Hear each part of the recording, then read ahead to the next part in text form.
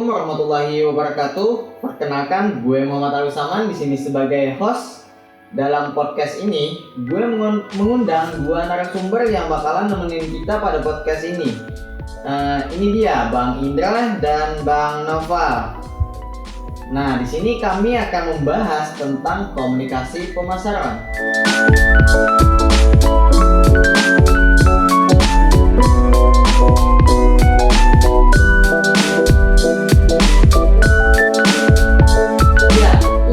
Kita di sini akan nanya-nanya nih tentang komunikasi pemasaran kepada Bang Indra. Bang Indra, dipersilakan gimana? Terima kasih Bang Alwi. Jadi langsung aja kita bahas ya. Nah, jadi di sini komunikasi pemasaran adalah sebuah sarana bagi sebuah perusahaan. Yang pertama untuk menginformasikan, yang kedua untuk membujuk, dan yang ketiga untuk mengingatkan konsumen secara langsung maupun tidak langsung tentang produk dan brand yang dijual atau yang dimiliki sebuah perusahaan. Nah, jadi itu tadi pengertian komunikasi pemasaran menurut Bang Indra. Jadi selanjutnya bagaimana sih Bang agar komunikasi pemasaran bisa tersampaikan ke konsumen dengan baik? Oke. Dalam komunikasi pemasaran kita itu dituntut untuk menarik konsumen atau khalayak menjadi sadar. Yang pertama menjadi sadar, yang kedua menjadi kenal akan produk kita atau brand kita, dan ketiga mau membeli. Nah, jadi bagaimana sih sebuah komunikasi pemasaran bisa powerful? Komunikasi pemasaran itu akan powerful jika dipadukan dengan komunikasi yang efektif dan efisien. Jadi intinya itu harus efektif dan efisien. Seperti itu. Jadi supaya komunikasi tersampaikan ke konsumen dengan baik itu harus efektif dan efisien ya Bang? Ya, itu intinya adalah efektif dan efisien. Kemudian bagaimana cara menyampaikan pesan komunikasi pemasaran Bang? Konsep secara umum sih yang sering digunakan untuk menyampaikan pesan itu disebut bauran promosi. Kenapa disebut bauran promosi? Karena biasanya pemasaran itu sering menggunakan berbagai jenis promosi serta simultan dan terintegrasi. Jadi dalam suatu rencana promosi produk dengan tujuan memenuhi target pemasaran. Jadi ada 5 jenis promosi ya. Yang pertama iklan atau advertising. Advertising merupakan suatu bentuk dari presentasi non personal dan promosi dari suatu ide, barang ataupun jasa yang tidak gratis. Tidak gratis di sini berarti berbayar dan dilakukan oleh sponsor yang teridentifikasi. Yang kedua adalah penjualan tatap muka atau personal selling. Personal selling di sini adalah komunikasi dua arah di mana seorang penjual menjelaskan fitur dari sebuah brand untuk kepentingan pembelian atau untuk kepentingan pembeli atau customernya. Yang ketiga adalah promosi penjualan, sales promotion. Jadi sales promotion merupakan istilah singkat dari penawaran nilai tambah yang dirancang untuk menggerakkan dan mempercepat respon dari customer. Yang keempat adalah hubungan masyarakat atau public relation.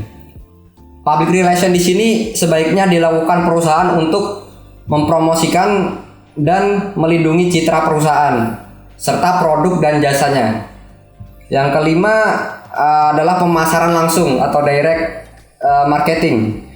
Pemasaran langsung ini adalah di saat perusahaan ingin menghubungkan langsung dengan customer tanpa melalui retailer. Jadi sehingga dilakukanlah direct response marketing. Mungkin itu saja yang dapat saya sampaikan. Terima kasih atas kesempatannya. Terima kasih. Terima kasih Bang Indra atas penjelasannya mengenai komunikasi pemasaran. Tadi kayaknya Bang Indra nih ada membahas tentang 5 jenis promosi. Tadi saya dengar Bang Indra ada ngebahas tentang periklanan ya? Ya betul, pembahasan saya tadi tapi kurang detail ya. Jadi untuk lebih jelasnya tanyakan kepada Bang Noval aja ya, yang lebih memahami tentang periklanan. Oh iya ya, dari tadi Bang Indra aja nih yang ngomong. Cobalah sekarang Bang Nova yang jelasin tentang periklanan, biar penonton nih pada tahu apa sih periklanan. Oke. Terima kasih atas waktunya Bang Alwi.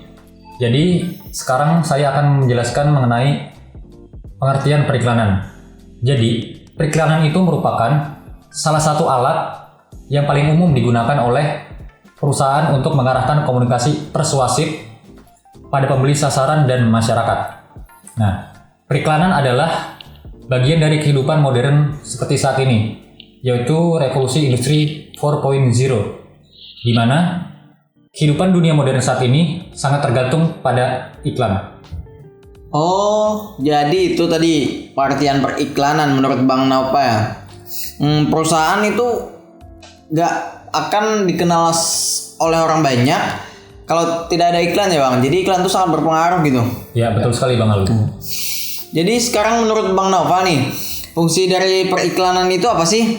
Kan iklan ini sangat berpengaruh dibandingkan jenis promosi yang lainnya. Gimana Bang fungsinya Bang? Ya, oke. Secara umum, periklanan mempunyai fungsi komunikasi yang paling penting bagi perusahaan bisnis dan organisasi lainnya, yaitu yang pertama, informing atau memberikan informasi. Yang kedua, persuading atau mempersuasi. Nah, iklan yang efektif akan mampu mempersuasi atau membujuk pelanggan untuk mencoba produk atau jasa yang mereka iklankan. Nah, yang ketiga ialah reminding atau mengingatkan. Yang keempat, adding value atau memberikan nilai tambah. Periklanan memberikan nilai tambah pada merek dengan mempengaruhi persepsi konsumen. Yang kelima, yang terakhir, assisting atau mendampingi. Nah, peran utama periklanan adalah sebagai pendamping yang memfasilitasi upaya-upaya lain dari perusahaan dalam proses komunikasi pemasaran. Jadi ada 5 fungsi periklanan ya Bang tadi. Yep. Untuk jenis-jenis media periklanan itu kan pasti banyak sekali ya Bang. Ya. Lalu apa aja sih jenis-jenis media dalam periklanan? Secara umum, media yang tersedia dapat dikelompokkan menjadi media cetak, media elektronik, media luar ruang, dan media lini bawah. Nah, yang pertama ialah media cetak. Media cetak yaitu media yang statis dan mengutamakan pesan-pesan dengan jumlah kata, gambar, atau foto, baik dalam tata warna maupun hitam putih. Bentuk-bentuk iklan dalam media cetak biasanya tuh berupa iklan baris, iklan display, suplemen, pariwara, dan iklan layanan masyarakat. Jenis-jenis media cetak yaitu surat kabar, majalah, tabloid, brosur, selebaran, dan lain-lainnya. Nah, lalu yang kedua nih. Yang kedua ini adalah media elektronik. Media elektronik yaitu media dengan teknologi dan hanya bisa digunakan bila ada jasa transmisi dalam bentuk siaran. Bentuk iklan dalam media elektronik biasanya berupa sponsorship, iklan partisipasi, biasanya tuh disisipkan di tengah-tengah film atau acara. Pengumuman acara atau film, iklan layanan masyarakat, jingle, sandiwara, dan lain-lain.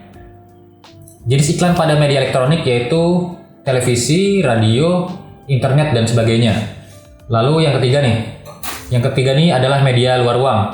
Media luar ruang yaitu media iklan, biasanya tuh yang berukuran besar atau baliho, yang dipasang di tempat-tempat terbuka seperti di pinggir jalan, pusat keramaian, tembok, dan lain sebagainya. Jenis-jenis media luar ruang meliputi billboard, baliho, poster, spanduk, umbul-umbul, transit atau panel bus, balon raksasa, dan lain-lain. Nah, yang terakhir nih, yang keempat, ialah media lini bawah.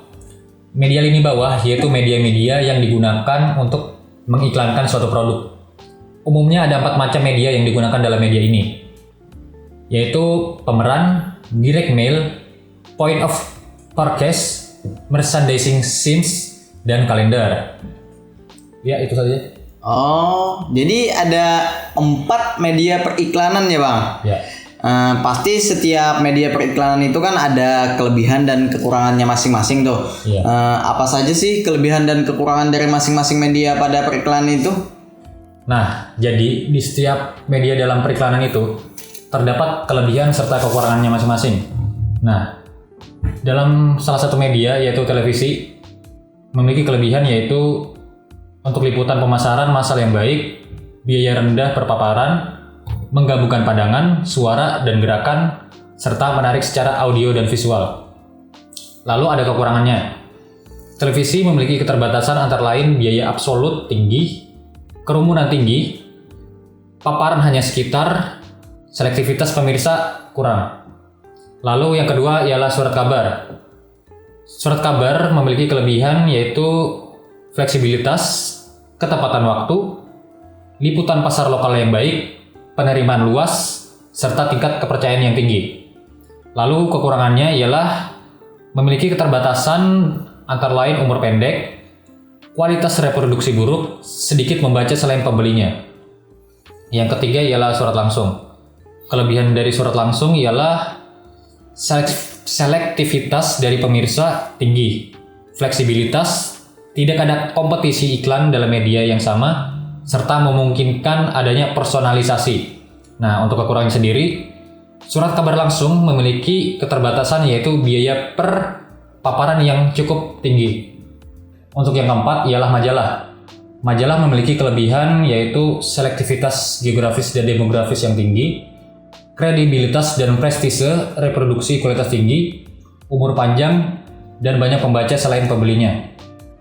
Untuk kekurangannya sendiri, majalah memiliki keterbatasan antara lain jangka waktu pembelian yang lama, biaya tinggi, serta tidak ada jaminan sosial. Nah, untuk yang kelima ialah radio. Radio memiliki kelebihan yaitu penerimaan lokal yang baik, selektivitas geografis dan demografis yang tinggi, serta biaya yang rendah. Nah, untuk kekurangannya sendiri, radio memiliki keterbatasan antara lain hanya dapat berupa audio saja tanpa visual, paparan hanya sekilas, perhatian rendah, serta pemirsa terfragmentasi. Nah, untuk yang keenam ialah media luar ruang. Media luar ruang memiliki kelebihan yaitu fleksibilitas, pengulangan paparan yang tinggi, biaya rendah, kompetisi pesan rendah, selektivitas posisi yang baik. Untuk kekurangan sendiri, luar ruangan memiliki keterbatasan antara lain selektivitas pemirsa kecil serta keterbatasan yang kurang kreatif. Yang ketujuh ialah internet. Internet memiliki kelebihan yaitu selektivitas yang tinggi, biaya rendah, segera, serta kemampuannya yang interaktif. Nah, untuk kekurangannya sendiri, internet memiliki kekurangan atau keterbatasan antara lain pemirsa tercakup secara geografis, dampak relatif rendah, serta pemirsa mengendalikan paparan. Saya rasa itu aja sih yang dapat saya sampaikan pada podcast kali ini mengenai dunia periklanan. Oke. Ya, terima kasih. Terima kasih kembali Bang Nova telah menjelaskan sedikit banyaknya tentang dunia periklanan. Di sini pastinya para penonton mendapatkan ilmu yang sangat bermanfaat dari abang berdua ini. Jadi di sini mungkin dapat gue simpulkan ya, antara sebuah marketing communication terhadap advertising mempunyai kaitan sangat erat yang dapat gue tangkap dari penjelasan Bang Noval dan Bang Indra. Karena perusahaan tidak akan berjalan dengan lancar tanpa adanya communication marketing yang sudah dijelaskan oleh Bang Indra tadi. Dan communication marketing sendiri juga sangat membutuhkan sebuah iklan, karena tanpa iklan mungkin kata Bang Nopal tadi sebuah perusahaan tidak akan berjalan dengan baik dan dapat dikenal oleh orang banyak. Ya, di sini gue mengucapkan banyak-banyak terima kasih kepada Bang Noval dan Bang Indra karena telah berkenan menjadi narasumber di podcast kali ini. Ya, itu saja yang mungkin dapat disampaikan di podcast kali ini. Terima kasih, sampai jumpa. Assalamualaikum warahmatullahi wabarakatuh.